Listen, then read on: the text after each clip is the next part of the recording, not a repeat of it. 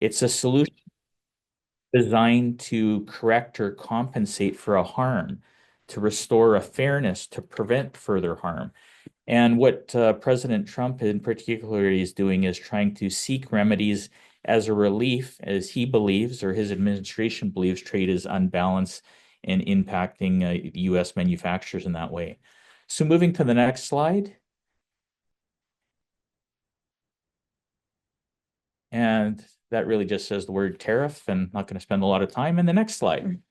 So what is a tariff? I don't normally like to read slides, but I think it's important to look at a tariff as a tax imposed on imported goods, and it's used to regulate trade by increasing the cost of those imported goods, making them less competitive compared to the goods that are manufactured in the domestic product.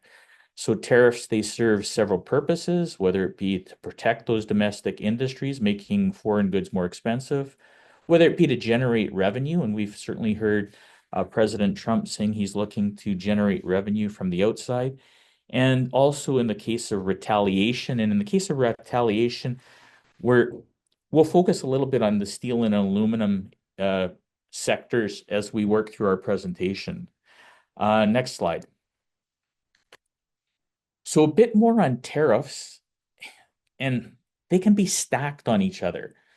So although every product is assigned a tariff classification at the time of importing, I'm going to make a generic statement, particularly for Canadian manufacturers, and generically speaking, with some exceptions, many goods that come into Canada, whether they're subject to a free trade agreement or not, they're duty free. But if goods are going into the United States, there's more tariffs are in place to protect domestic industries or generate revenue. So the tariff classification should be, although there are some exceptions, it should be the same at least at six digits for goods going into Canada, the US, or for that matter, any other country in the world. What we've seen since inauguration, and certainly Terry has talked about it in many radio and television interviews, we've seen the word tariff be looked up more than 2,000% more on Google than ever before. And what we're going to touch on right now is the tariffs that are facing us. We know there's going to be a flat tax in addition to whatever other tariff exists, but a flat tax of 25% as of March 4th on any goods of Canadian origin. And we're going to talk about that shortly as a result of the authority of the International Emergency Economic Powers Act, IEEPA, and the National Emergencies Act. Uh, what our presentation is going to focus on is where President Trump has full control and authority. So he has full control and authority to essentially stack three types of tariffs. One is that 25% on the basis of the IEEPA that I just made reference to. The other is on Section 232, which is a threat of national security. We're going to talk about steel and aluminum later, so that's another 25%. And what is scary really about that is it's not just raw steel and aluminum or steel and aluminum that's manufactured outside of the United States, but it's also certain tariff classifications derivatives of steel and aluminum. So if you have a particular product that has some steel and aluminum that isn't US steel and aluminum, in addition to the 25% you would be paying on, and you know what, I'm going to use roller skates as an example. If I had a roller skate that I made it in Canada, the roller skate would be subject to a 25% tariff as of March 4th. But the aluminum or steel that might be at the bottom of that skate holding in the wheels, etc., that would be subject to another 25%. So 25% on the skate and 50% on the steel and aluminum portion as far as that derivative goes. So that's going to be really complicated, and particularly for goods that a tariff classification might infer that it's steel and aluminum, maybe a hat rack or a bracket, but maybe it's made of copper or something like that. So There's a lot of work that needs to occur with importers, brokers, and the trade chain community to make sure that tariffs are being reported where they should be and not where they should be. And I wouldn't want to be a government auditor later going into that. Finally, and I've talked a little too long on that, but finally, there's also, and we hope this doesn't happen, but Trump does have the authority to do this as well, to put in reciprocal tariffs, and reciprocal tariffs can levy as much as 50% of duties on imports. So for those of you at home that have just added that up, tariffs could actually grow by as much as 100% on certain types of goods. Moving to the next slide.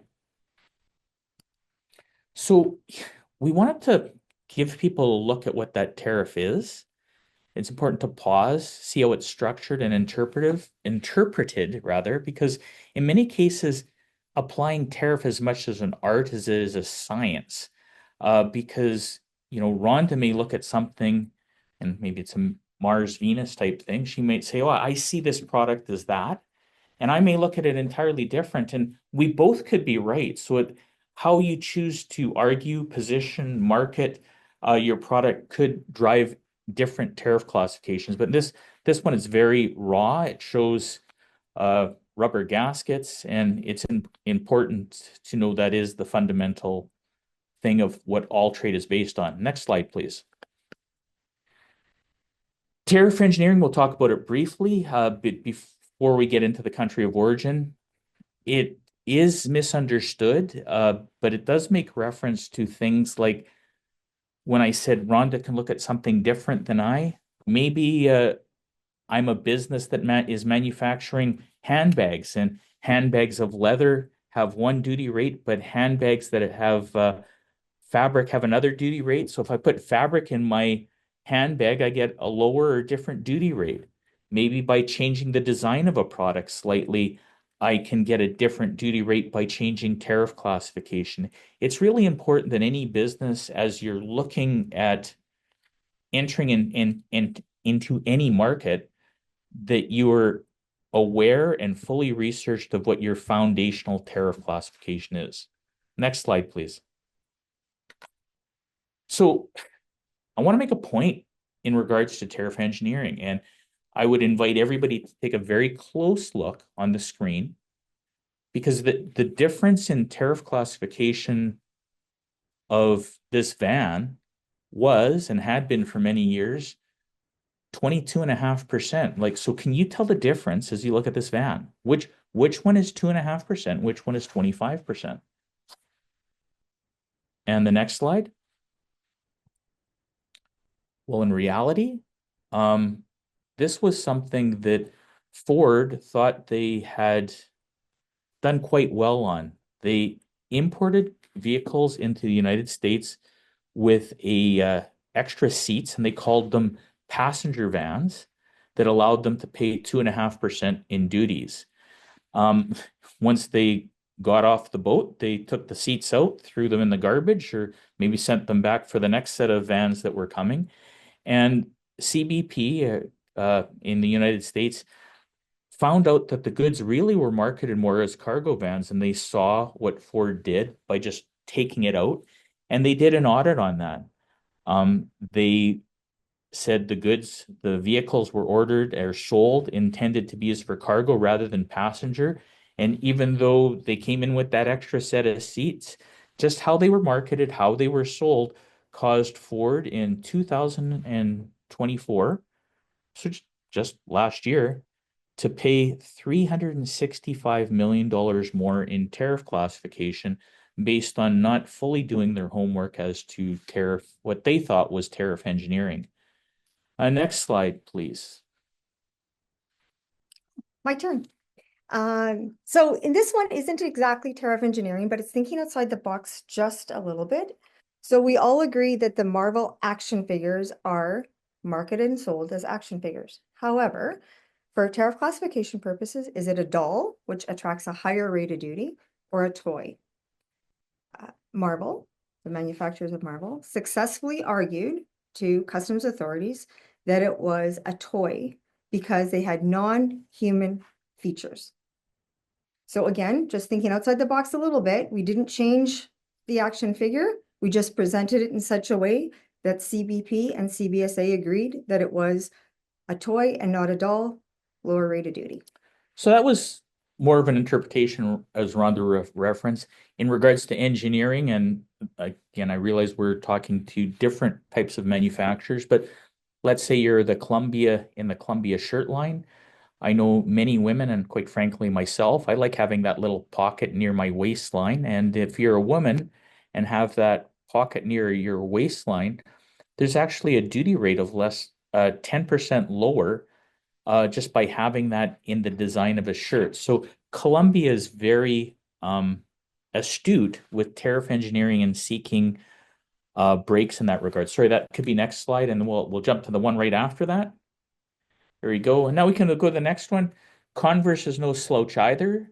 What Converse did with their shoes is they put a little bit of fuzzy felt at the bottom and enabled them to really be classified as slippers.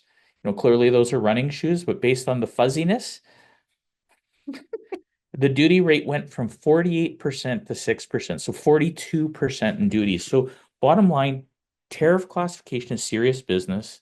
Country of origin engineering, which we're about to jump into right away, can work in the same way.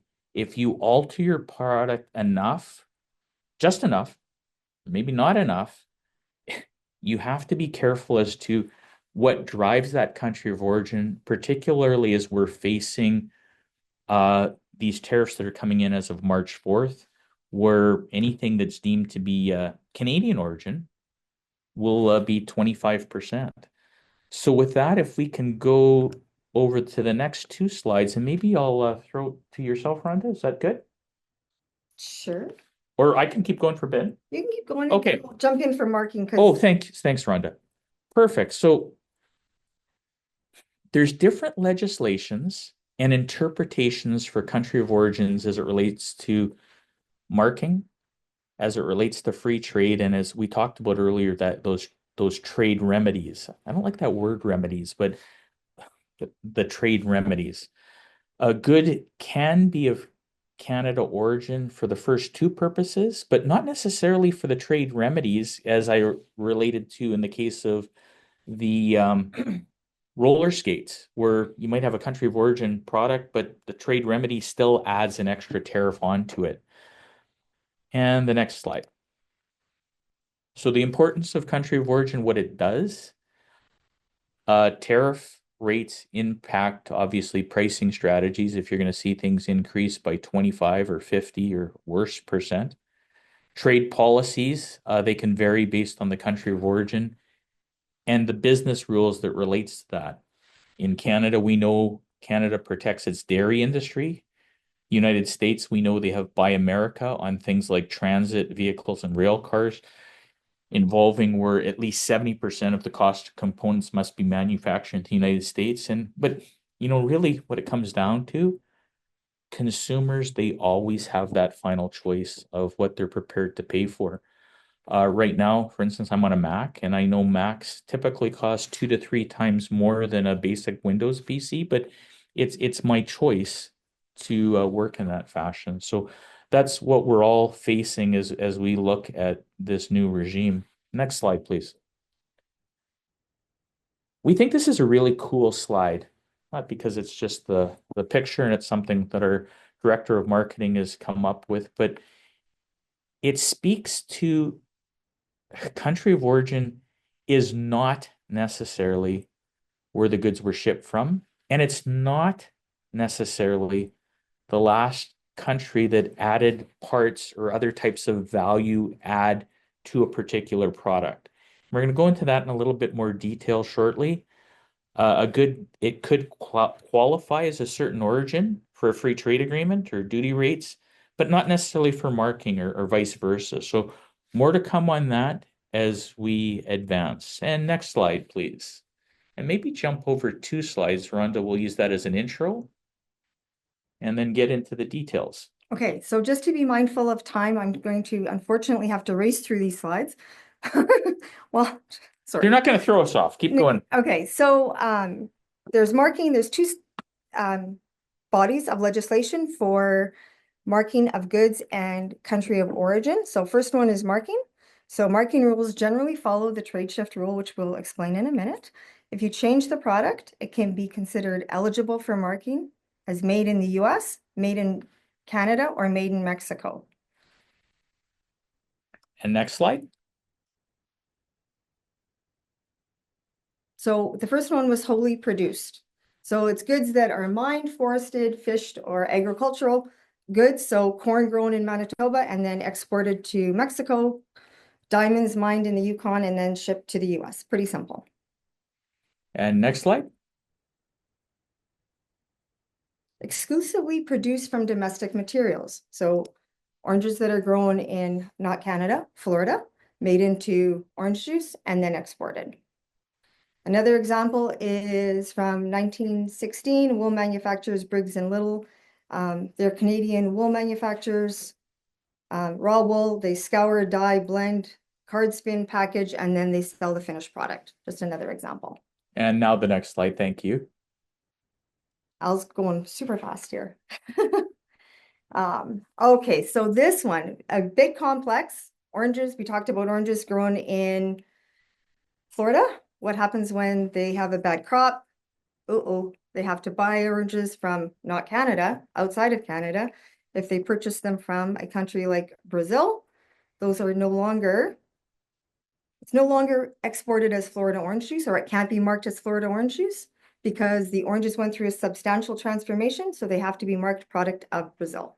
So even though the processing may exist within Canada or the United States, the fact that the raw product was an orange that was other than Canada or the US, that would have that transformation, even though I think that's pretty significant from an orange to an orange juice, isn't based on the act of what's deemed to be transformation.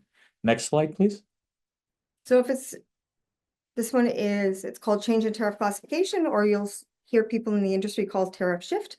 So the goods are not wholly produced. They're not manufactured from originating inputs.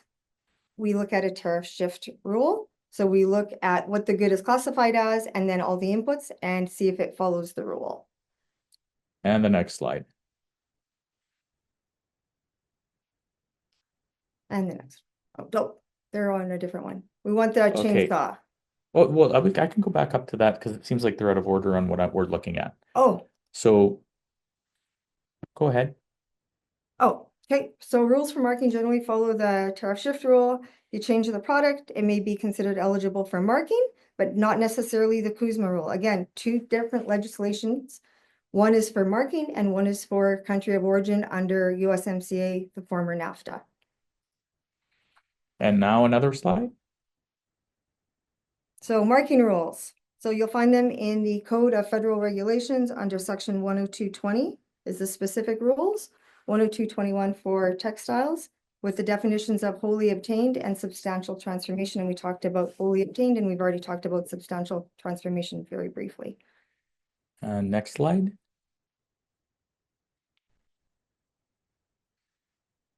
Can you make do on this one? I don't see my notes. You don't, now. that's okay. So There we questions. go. When considering a product that may be subject to anti-dumping, countervailing, or other safeguard measures, which is hot on Mr.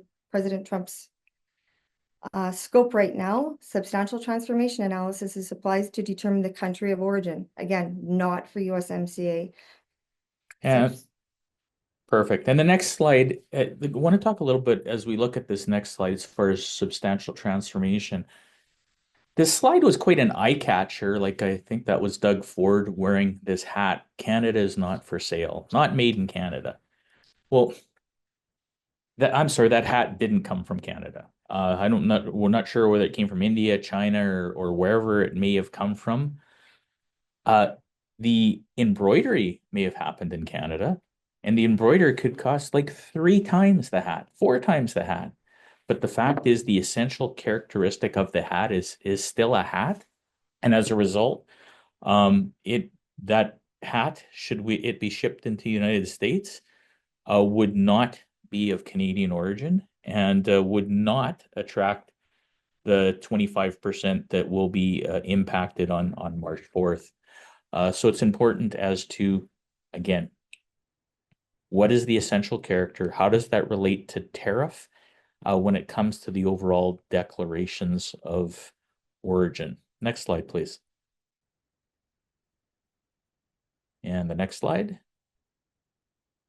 There's your chainsaw, Rhonda. Here's my chainsaw. So we have a chainsaw, it's classified 846781, and the specific rule is on the slide, change to subheading 846781 through 846789 from any other heading. Next slide, please.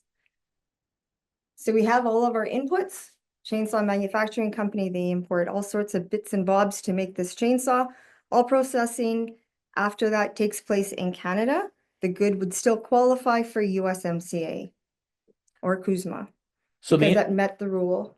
Right. And the interesting thing on this chainsaw, and we'd have to look at how things are going for the particular derivative aspect of to steel and aluminum as of March 12th, is the component that you see that particular hardware that's outlined as 7318, is that listed in a derivative aspect? So would the chainsaw, if it was of Canadian origin, would it be subject to 25%? Or would it be subject to 25% plus an additional 25% for the components or the derivatives that would fall under the 7318? It's uh it's something that is going to take a lot more discernment as people look at their costings, their bills of material, and where they're going to be doing further manufacturing or assembly in creating and working with products. And certainly we see businesses like New Flyer who have done an incredible job in this particular region in manufacturing that whole made in America, knowing how they've always had to balance while still keeping things subject to free trade agreements and preferential aspects. Next slide, please. So very, very complex. I won't go into a ton of details on this. Again, we want to make sure that you're following the rules, seek help, make sure that you understand the rules. And again, can I say again, please seek help, please seek assistance. And the That's the next auditor in me. and the next slide. So some rules have a second component. So if you don't meet the tariff shift, there's a regional value rule, and it's usually 50 to 60% of the cost of manufacturing or the sale price that must originate within the territory of the signatories, which is Canada, US, Mexico. Sounds good. Now, the interesting thing on this, Rhonda, so the chainsaw could use either of those two rules, um, but it does make me wonder if, for instance, in the case of manufacturing, if I didn't want my product to be, if I wanted to later assemble or send something down disassembled or partially assembled, if the party I'm sending it to, I want to avoid what would be deemed to be a made in Canada, depending on what we may or may not be facing. That I think speaks to some of the planning that you're making reference to. And next slide, please. Can I just give one more example of that? Absolutely. Thank you. So a US manufacturer, US and Canada, let's say they're on both sides of the border, produces a good and it comes into Canada for further processing. So we're going to say it's a widget and we're drilling a hole in the widget and then sending it back to the US. Drilling the hole does not make it of Canadian origin, even though it has been declared as Canadian origin going back into the US. It's still a US good. So be very mindful of the country of origin rules.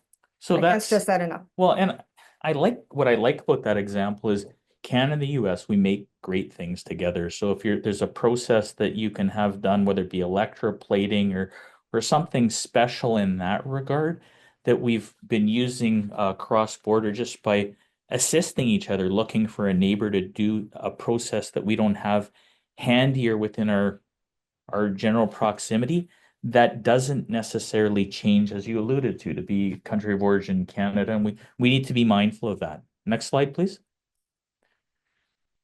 So now we're getting into the trade remedies, and things are changing day by day in regards to this aspect of remedies. It's important your tariff is right as the remedy connects directly to that tariff classification. Next slide. I don't know that I appreciate the humor of our marketing team in having a wrecking ball there, but it certainly is how we're feeling right now in the current plans, threats, or action. It does feel like there's a wrecking ball being taken to the free trade agreement that has been in place between Canada and the United States going back to 1989. Next slide. And to restate where we're at right now, 25, we're facing 25% as of March 4th. We also have, of course, the Section 232 in regards to aluminum and steel tariffs that is scheduled to begin on March 12th. As I talked earlier about things like derivative classifications, there's lots of different types of goods that are going to be impacted, whether it be kitchenware, hinges, casters in regards to aluminum, or in regards to steel, if you're dealing with tubes, pipes, or fittings. It really relates to if your goods were smelt or cast, if you're in aluminum in Canada, or melted and poured, if you're in steel in Canada. That component part of it will attract an additional 25% on that component part, even of a finished article. I gave the example of a roller skate earlier. Well, ironically, a roller skate would be subject to that derivative um, portion of 25% because that's what is in that presidential order that Rhonda had made reference to. But, maybe President Trump, maybe he is a closet Canadian or Team Canada hockey fan.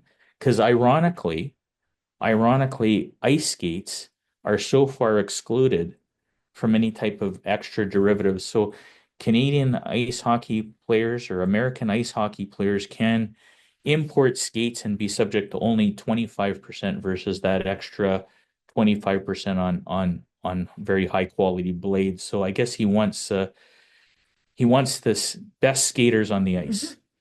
Moving to, or and maybe I'll speak one more. There's not a slide for this. I missed putting slides in. However, if you're in the business of manufacturing aluminum bumpers for vehicles, you're in trouble. Because you will be subject to the 25% of as of March 4th. And if you're dealing with right now, if you're dealing with Canadian aluminum, you would be subject to an additional 25% on that part. I hope cooler heads prevail is in that my understanding is that US doesn't have the energy or the capability to produce aluminum like Canada does, but more to come on that. Rhonda, our next slide, please. So we just want a reminder of simple assembly. It's not substantial transformation. If it's fitted together with 5 or few parts by bolting, gluing, soldering, sewing, or other minor processes. Again, there's no set formula. It just provides ideas on thinking, again, outside the box a little bit. And these things, so drilling a hole, the embroidery on the hat does not mean substantial transformation. So therefore the country of origin would not change. And next slide. Probably just says more of the same. So rather than punctuate. So yeah, minor processing does the same thing. So Al talked about electroplating, whatever it was, that does not change the country of origin. So I import a widget, I paint it and send it back. Country of origin would still be the US. And the next slide. Rhonda's already punctuated, no formula. What the US has done an exceptional job of, they have cross rulings in on their website. If you're somebody in the manufacturing business and you're looking for opportunities of tariff relief or valuation changes, I would strongly recommend going to their website, punching in your particular situation. You'd be surprised how many similarities and decisions exist that could assist you as to how to adjust your business if you have to adjust in any way, shape, or form. If it doesn't match exactly and you're looking for a 100% result based on, needing that, it's best to get your own customs ruling. But again, you've heard us make reference to the fact there's no formula. There is lots of information out there, which is great. Next slide. You want to speak this one? Sure. So an electric motor was uh, found to meet USMCA rules of origin, so qualified duty-free as a product of Mexico. However, for trade remedy, and this was as of the writing of this, and it could have changed, we know that, it was ruled to still be a product of China as it didn't meet the substantial transformation test. Therefore, 25% 301 duty would have been applied. And the next slide. So, do you want to speak to this?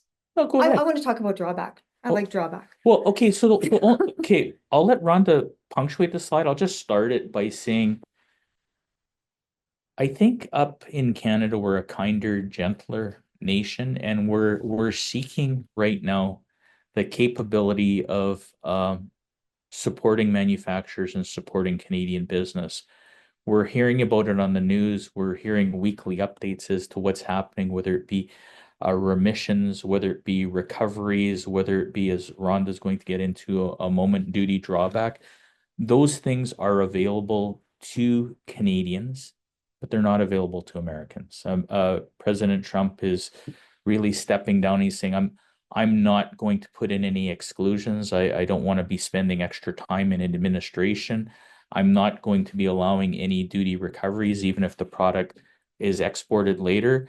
I'm putting my foot down. Canada's not taking that approach. And with that, Rhonda. So just to talk about drawback for a minute. So for those of you that don't know what drawback is duties that have been paid that you can get back from the government as a refund. So President Trump has talked about the new tariffs, and he has stated he will not, or they will not, it's not just him, they will not allow drawback.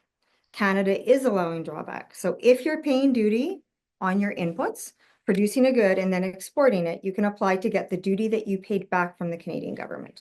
Again, the US government is not allowing that at all. So if you're manufacturing in the US, paying duty on your inputs, when you export the finished good, you will not be getting the duty back. So, And go ahead. just quickly, food for thought, make sure your country of origin is accurate. We gave you the example of a widget coming in, hole being drilled, it's still US origin. I'll give you the example of a hat, which was the opposite way. It was no longer Canadian. It was never Canadian origin. It was wherever the hat was sourced from, India, China, etc. Make substantial transformation work to your advantage. Think outside the box a little bit, ask for a ruling. And duties and taxes are subject to audits and retroactive assessments. This is the former officer and me coming out. Make sure you properly account for your goods, paying the correct duties and taxes, and obtain a ruling or be able to show your work. I did my due diligence. You know what? I went to a cross and I found this ruling applies to my goods. Okay, And now I'm the done. and the last slide, and then we'll get into questions. One more slide. Here we go. I think. There you go. Okay, so tax and financial planning, it goes a lot deeper than is likely going to be able to, well, than is covered on this webinar. It's also subjective, as Rhonda alluded to. There are transfer pricing adjustments that might be something you want to look at, not necessarily in a short-sighted way, but if you have an ability because of having an American sales office to do intra-company pricing, that may help you minimize some of these tariff impacts. There's also customs valuation strategies that businesses they might want to explore to lower dutiable values while still maintaining compliance, knowing that, as Rhonda alluded to, the auditor will come at some point in time. And it's also important, and it's very difficult right now, but it's important to know what goods are going to attract the duties and the surtaxes so that you can adjust your invoicing as it goes along the way. Like those things like derivatives, that's going to be a challenge. I recall the last time how things worked, particularly when Canada put in their surtaxes against the US when Mr. Trump was last in office. Boats, I think, were something that were assessed a surtax. But yet the motor wasn't. It was the boat that was assessed a surtax. And for those of you that have boats, you know that the motor usually costs a whole lot more than the boat does. And there's no reason particular with outboard motor boats that motors can't be shipped differently, or you could choose a different size motor when you're buying your boat. So as such, how the boat is sold in that particular case and in future cases as we ship to the United States, that should be looked at as an overall pricing strategies. Uh, that's all we can really say in regards to that.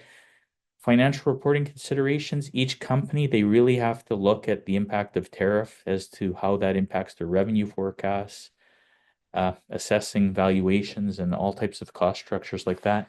And with that, we're going to get to the Q&A session. And we went a little bit over, but happy to take questions right now. We'll we'll add whatever we've went over, we'll add that into the question period for questions that have come in. Leaving that to you, Terry. Right on. Well, I think I'll ask Soleil's assistance in managing the Q&A. I see there's one, excuse me, folks, apparently has their hand up now. But before we get there, tons of great information, tons of great examples, clearly a very complex issue.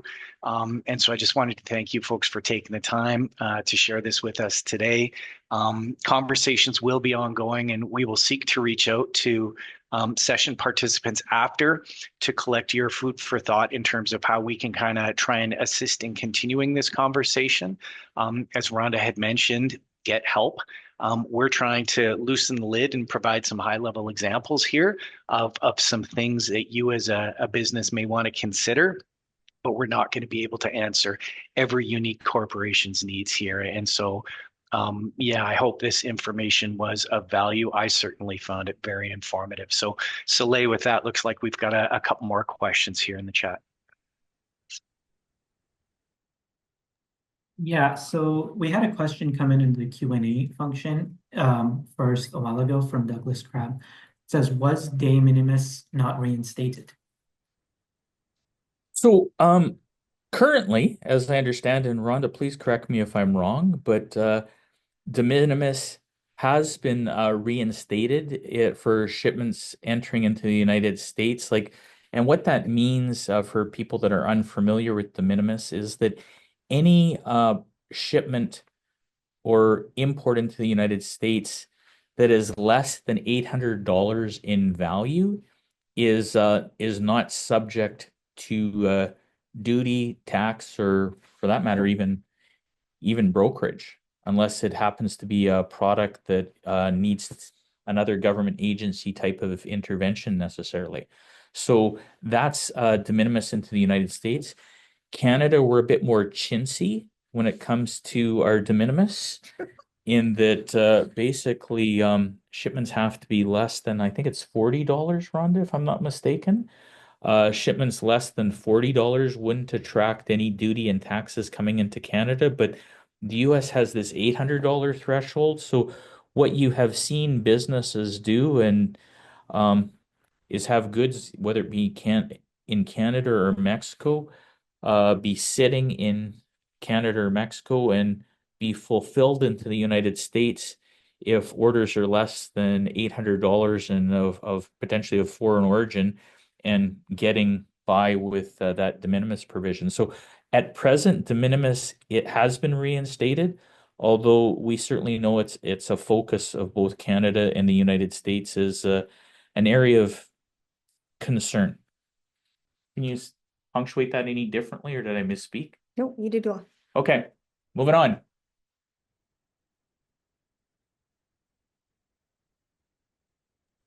I'll let you manage the questions, Soleil, please.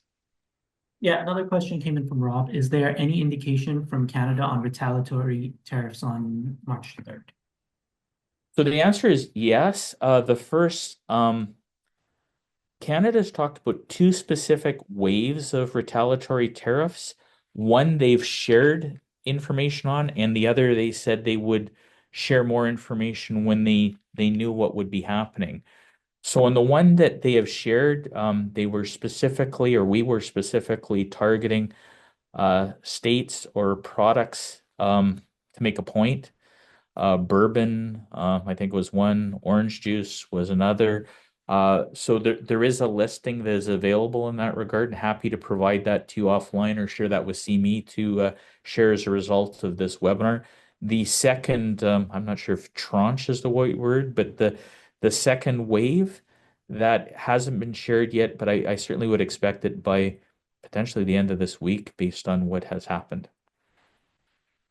Anything you can say? No, that's Okay, right. thank you. The other question that came in, is there a website for the drawback refund with Government of Canada? Yes, there is, and we will share that with CME. And it's not drawback relief. It is really important to note that Canadian's government is really working to make sure that things stay in Canada and opportunities exist such that people are going to be less impacted. It's still going to be an impact, but they're going to be less impacted than what I think we're all feeling right now. The intent is to use all the programs to your advantage, right? And Drawback is a program for Canadian manufacturers. So we will get that website sent over. The other question is, what is the website for tariff remedy for the USA gray area subject? Oh, we can send you that website as well. Okay. So anyone who has their hand up, I will allow you to speak. And if you don't want to type it in the chat, you'll have the opportunity to speak and open your mic and camera.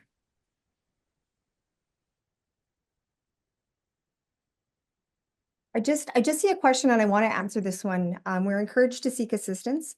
A little further explanation of where to seek this would be helpful. Yes, thank you. I didn't elaborate on that. CME, your broker, trade attorneys.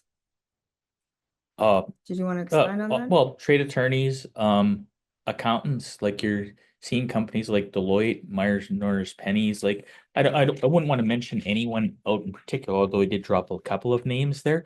Whomever you've used or worked with in regards to planning, trade planning, and if you haven't done it in a while, I recommend starting potentially with your broker.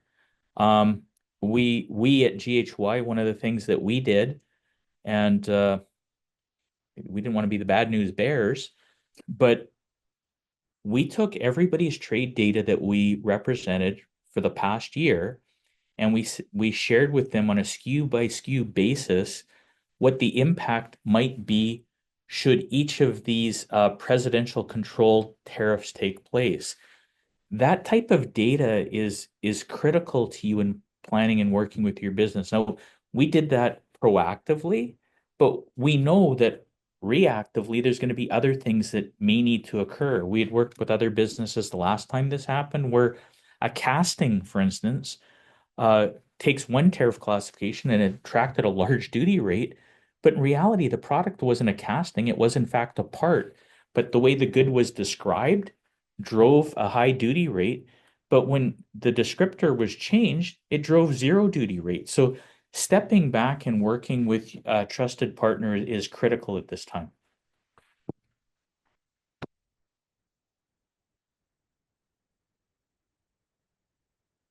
Next comment. Yeah, next question is kind of technical. It says, if we produce finished goods in Canada comprised of US steel, which is machined and assembled together with China steel components, what are the duties that would have to be applied? You want to try that? We would need to know where the finished good was classified, because you have to remember there's first the regular duty rates may apply, and then there's the additional. So we would want to know where the finished good was classified. I would need more information before I would give an opinion, sorry. So whether it be us or other trusted trade professional, Yeah, if you can send recommend it to us. diving deeper into that. If you are supposed to aluminum be subject to derivative Please tariff. provide that. So what would you like us to talk about next? Yep. So would a Canadian manufactured product that includes US sourced aluminium, but subject to the derivative tariff when the product is imported back into the US? No, So the answer would be no. No. So you would pay the 25% if the product is of Canada based on the assembly, if it made it to a Canadian origin product, but you would be exempt the additional 25% based on the aluminum being US aluminum. Correct.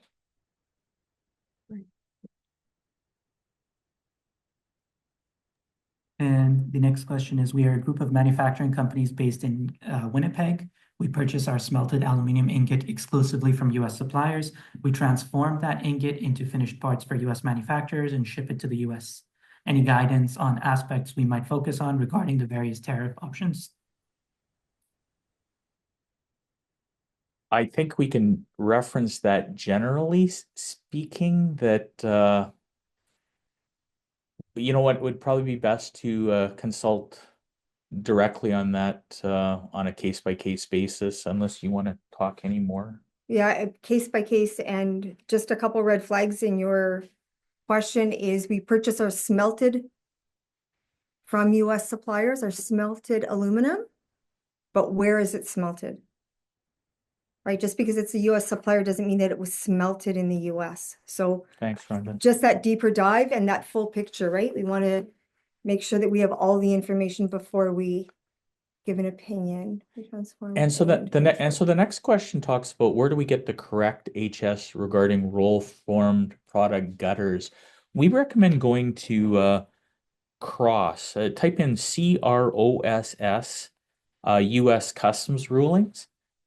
Type in the information in relationship to roll-form gutter, and you'll see that usually you'll see that there's been tariff classification or opinions regarding tariff classification, valuation, etc., from the United States government, and that will give you some pretty solid guidance. If anything further is needed, please outreach. And then the next question is about country of origin. You spoke a lot about country of origin, but my understanding of the blanket 25% tariff is that COO is not relevant. It is a 25% on all products shipping from Canada, regardless of the bill of materials. Our understanding on that is it's 25% based on COO. Like it is, they're targeting Canadian origin goods. If the product happened to be manufactured in India, per se, that would not be subject to that 25%. This is the current presidential declaration. It targeted Canada and various countries. So we'd have to know the specific country that's being dialogued on, but it is not based on place of shipment, but rather based on country of origin. I just want to expand on that a little bit. Thank you. The example I gave earlier where there's manufacturing done both in Canada and the US, it was that widget that we import. It's a US widget. It's imported into Canada. We drill a hole in the widget and we ship it back. It's still US origin. It would not attract the 25%. The country of origin of that good did not change just by drilling a hole in it. So it's still US origin. It's being exported from Canada, but it's US origin. But the 25% is based on country We have origin, Yeah. 100%, yes. So, and as we move to the next one, as a manufacturer of truck bumpers, can you confirm whether we fall under phase 1 or phase 2 of the Section 232 tariff implementation? Well, based on the information that is available right now, if your product is of foreign or Canada aluminum versus other than US aluminum, you would be subject to 25% for the if it's a country of origin product being Canada entering the United States as of March 4th. As of March 12th, if it's not US aluminum, you would be subject to an additional 25% based on that particular input.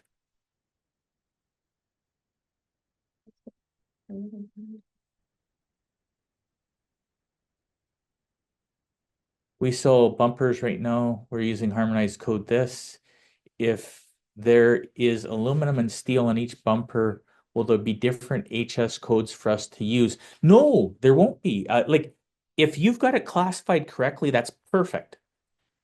However, what winds up happening is there'll be an additional line on your transaction that requires that extra portion of duty to be assessed based on if it wasn't US steel or aluminum.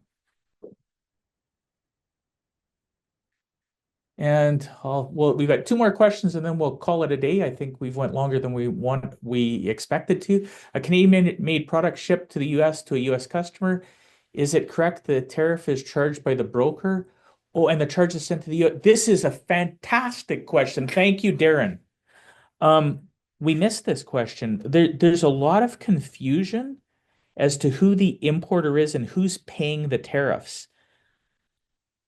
If you're getting a bill from a broker, you're paying the tariff. You're a non-resident importer. If you happen to be a Canadian, who's ever paying a brokerage bill is usually the importer of record. So if the tariff is charged by a broker, even if it's being sent to a US customer, the expectation is of who's ever getting that import declaration to be paying the applicable duty. Can you say that differently or? That's right. Okay.